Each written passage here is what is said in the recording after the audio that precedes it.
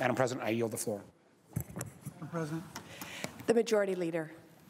in just a few minutes, we're going to have the good fortune of welcoming a fine young man to be the next senator from the state of New Jersey. I trust that serving in the United States Senate will be among the most rewarding experiences of his life, and he's had many of them. I urge my fellow senators, Democrats and Republicans, to get to know this good man. I feel so elated that he's going to be here. I, of course, love Frank Lautenberg. We served together for all those many years.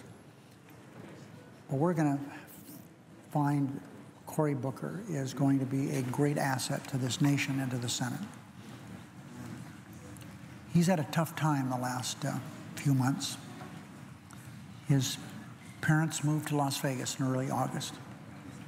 And as things happen in life, his dad was stricken with a very, very violent stroke. And his aunt lives there, his mom's sister. She's a retired dentist from California. And I was there because of the August recess, and I had the good fortune of meeting all three of them. His dad, of course, was not able to communicate, and sadly, he died not too long after that. But it was right before his election was completed. It was very difficult for Senator-elect Booker going to Nevada, campaign going with all the national publicity that he had in that election. But he, during this time of fire, did extremely well. Very proud of him. He had a demanding year, no doubt, with all the things he was doing with his mayoralty, deciding to run for the Senate.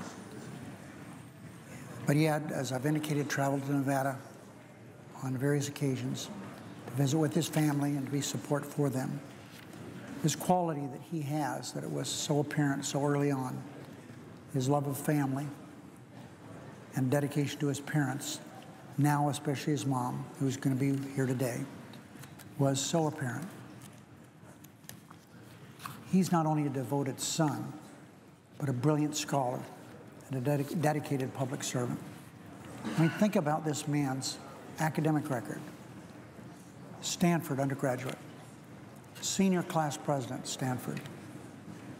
And that fine institution also allowed him to study more there. He became he got a master's degree in sociology, which has served him well in the work that he's done. Could we have order in the Senate, please? The Senate will be in order. Thank you, Madam President. The Majority Leader. His having this advanced degree in sociology has helped him in his work with the people of the state of New Jersey and the city of Newark. He's lived with his constituents and kept in touch with them like no mayor I've ever come in contact with. I mean, we're so fortunate to have him here. He stayed in touch with his constituents because he has been with them in the inner city of Newark. I commend him for his dedicated service to the people of New Jersey and the people of Newark. Part of his job was to highlight the difficulties of working poor families, and he did that and did it very well.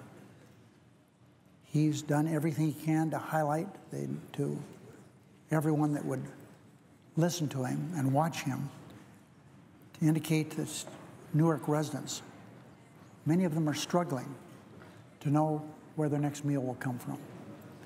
He, at a time in the history of this country where we have so many people who are needing so much, where the rich are getting richer and the poor are getting poor and the middle class being squeezed, we're very, very fortunate to have this good man in the United States Senate.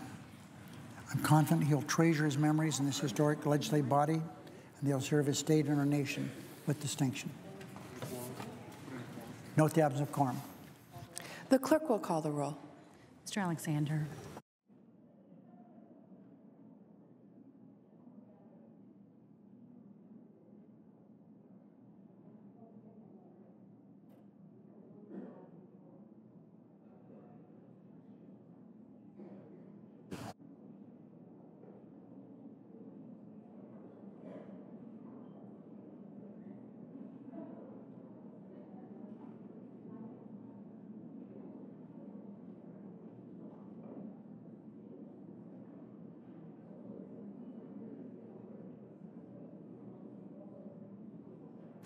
Sayat.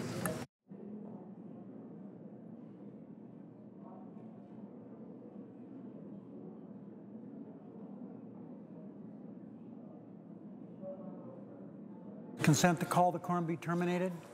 Without objection. Mr. President, before we have this dignified ceremony, I want to say one thing about Cory Booker.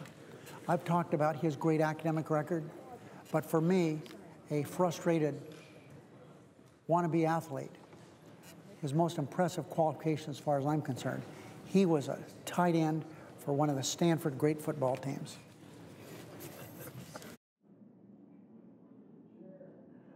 Right.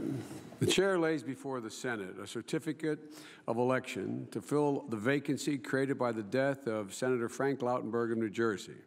The certificate, the chair is advised, is in the form suggested by the Senate. If there's no objection, the reading of the certificate will be waived and will be printed in full in the record. If the senator-elect will now present himself at the desk, the chair will administer the oath.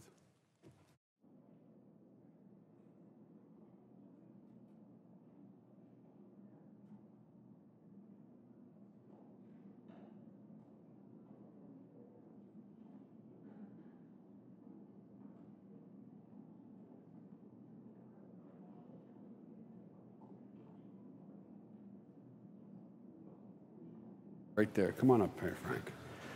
My friend. Bob, okay. Would you please raise your right hand? Put your left hand on the Bible.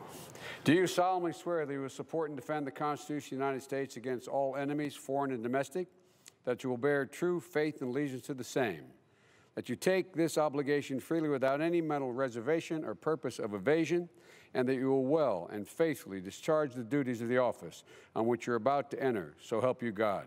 I do. Congratulations, Senator. Welcome to the Senate.